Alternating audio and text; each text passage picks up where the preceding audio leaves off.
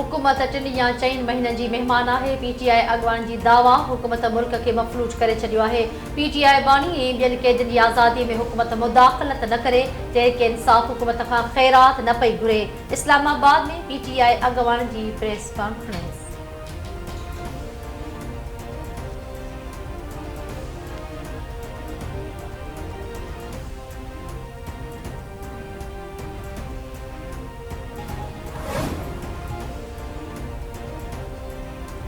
PTI बानी जी भेण अलीमा ख़ान जो चवणु आहे त बनी गाला में घर अंदरि नज़रबंदीअ जी आछ अली अमीन गंडामुर खणी आयो हो।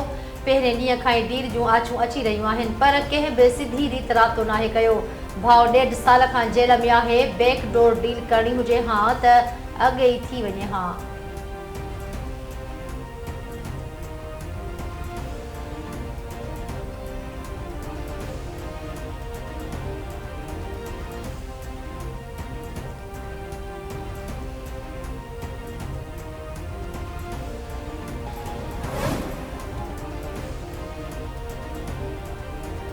हुकूमत पारां मुख़्तलिफ़ खातनि मां 1.5 लख ख़ाली जायूं ख़त्म करण जो ऐलान। खसारे में हलंदड़ इदारनि खे बंदि करण जो फ़ैसिलो। नाणे वारे वफ़ाक़ी वज़ीर मोहम्मद औरंगज़ेब चयो त 60% ख़ाली जायूं ख़त्म कयूं वयूं आहिनि। हिक ई वक़्तु 5 खां 7 खाता ख़त्म कया वेंदा। तले खातनि जे मुस्तक़बिल बाबति हिकमत अमली जोड़ी पई वञे। ख़िदमतुनि बाबति जायुनि खे आउटसोर्स कयो पियो वञे। इस्पतालुनि जो वफ़ाक़ वटि कहिड़ो हुकुम आहे? इस्पतालूं सूबनि हवाले थियण घुरिजनि। मुआशी तरक़ीअ लाइ ख़ानगी शोबे जे किरदार खे वधाइणो पवंदो। वफ़ाक़ी हुकूमत जे ख़र्चनि में घटिताई आणे रहिया आहिनि।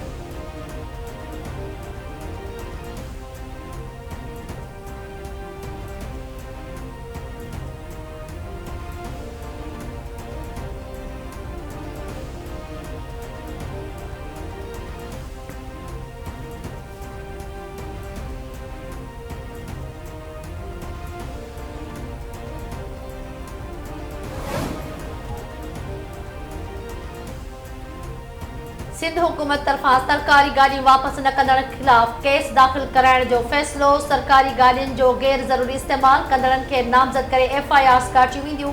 किफ़ायत शुआरी बाबति सिंध काबीना जे ज़ेली कमेटी जो सीनियर सूबाई वज़ीर शहजीर इनाम मेमन जी सदारत हेठि अहम इजलास। सरकारी गाॾियुनि जे इस्तेमाल, पेट्रोलियम ऑयल ऐं लेबरेटेंट्स जे ख़र्चनि खे कंट्रोल करण ऐं बेकार गाॾियुनि जी नीलामीअ ते ख़्यालनि जी ॾे वठि। इजलास में मकानी इदारनि, housing and town planning, public health engineering वारे सूबाई वज़ीर सईद गनी, जेल ऐं वर्क्स एंड सर्विस वारे सूबाई वज़ीर अली हसन ज़रदारी, सिंध जे चीफ सेक्रेटरी आसिफ हैदर शाह ऐं ॿियनि जी शिरकत।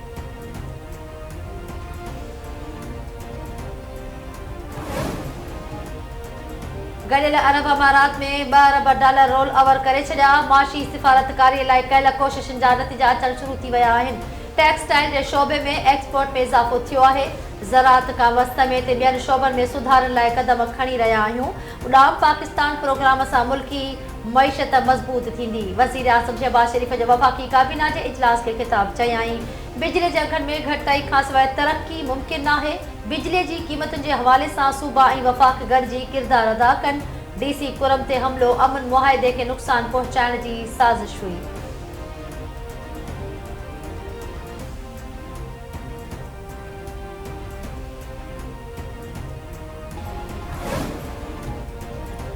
पीपल्स पार्टी जे चेयरमैन बिलावल भुट्टो ज़रदारी सां अमेरिकी सफ़ीर जी मुलाक़ात। बिलावल भुट्टो ज़रदारी अमेरिकी सफ़ीर जे सिफ़ारत ख़िदमतुनि खे साराहियो। मुलाक़ात दौरान पाक अमेरिका लाॻापनि में वधीक इस्तेहकाम ते इत्तफ़ाक़।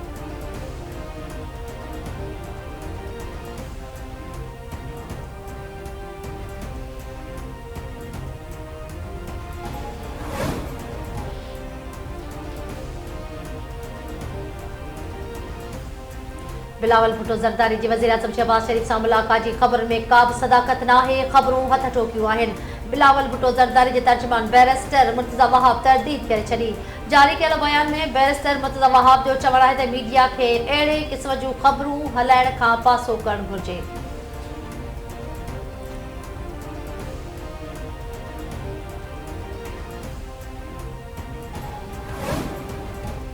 बगन जे इलाक़े मंदोरी में कबीलाई धुरिन जो एहतजाज ऐं धरणो तल बगन रोड बंदि कुरम लाइ इमदादी सामान जो काफ़िलो चौथे ॾींहुं बि रवानो न थी सघियो।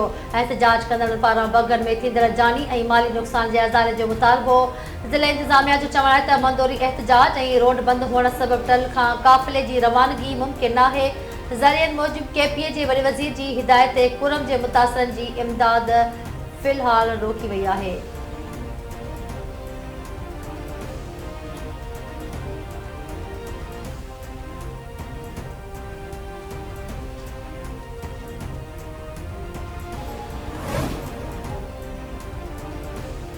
अदालतुनि जो फोरम मौजूद आहे।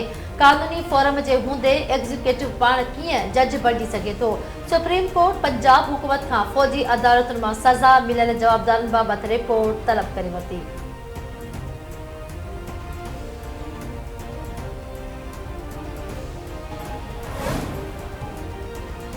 कराची में शाह फैसल इंटरसेक्शन खां एयरपोर्ट ताईं रोड खे बहितर बणाइण जो फ़ैसिलो। वॾे वज़ीर जी क़ाइदाबाद इंटरसेक्शन 2 महीननि में मुकमल करण जी हिदायत।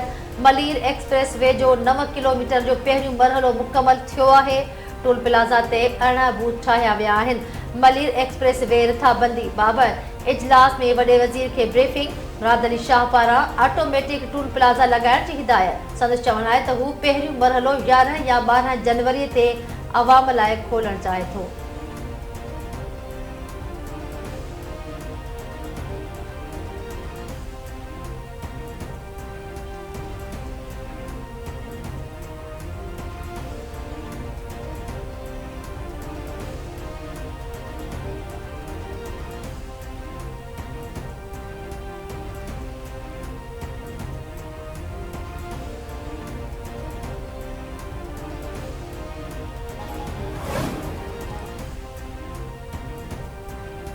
तिब्बत में ज़िलज़िले जा लोड़ा 53 ॼणा फ़ौत 40 ज़ख़्मी। चीनी सरकारी मीडिया मूजिबि ज़िलज़िले सबबि तिब्बत में केतिरियूं इमारतूं रही पट पइजी वयूं।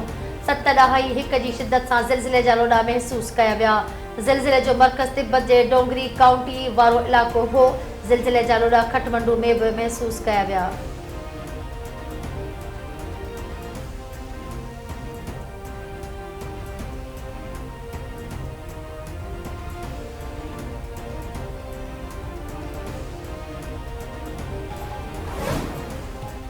खैरपुर बबुरलो ऐं माधी बसां धाराधारा वाक़िअनि में 3 ॼणा क़तल। खैरपुर वेझो ॻोठ बख़्श अली नूनारी में नूनारी बिरादरी जे ॿिनि धुरनि में झेड़ो थी पियो। कुहाड़ी लॻण सबबि मीर नूनारी मारिजी वियो। बबुरलो भरिसां नौजवान बेदर्दी सां क़तल। वाह मां गोली लॻल लाश हथ। नौजवान जी सुञाणप रतो देरो वासी 27 वरे जे अब्दुल वाहिद तौरु कई वई। बांधी वेझो ॻोठ हसनाबाद में उमरानी बिरादरी जे ॿिनि धुरनि में वणनि जी वाढीअ तां झेड़ो। अब्दुल वहीद उमरानी क़तल थी वियो। 1 ॼणो ज़ख़्मी। अस्पताल में छिकतानाबाद धुरनि में ॿीहर झेड़ो थी पियो। पुलिस एहलकार समेत 4 ॼणा ज़ख़्मी थी पिया।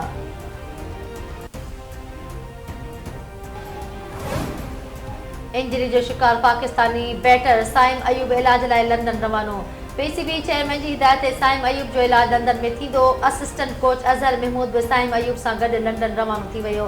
साइम अयूब ॾखण अफ्रीका ख़िलाफ़ खेॾंदे इंजरी जो शिकार थियो हो।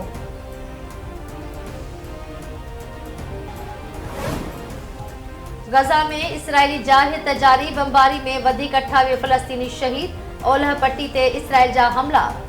तोलकरम में ऐं तोबास में हमलनि दौरान 2 फ़लस्तीनी शहीद। जवाबी कार्रवाई में 2 इसराइली फ़ौजी मारिजी विया। गज़ा में शहीद फ़लस्तीनी जो अंग 45,854 थी वियो।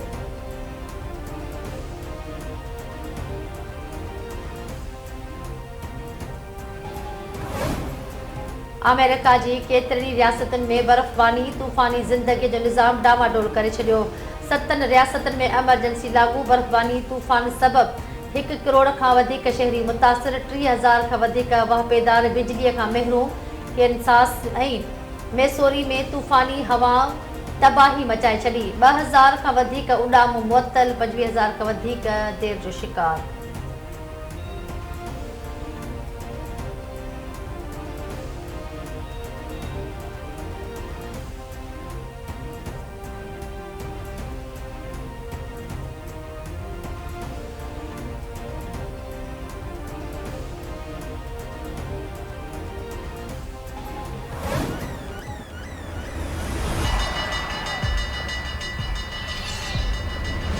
There are just some things everyone agrees, are just wrong.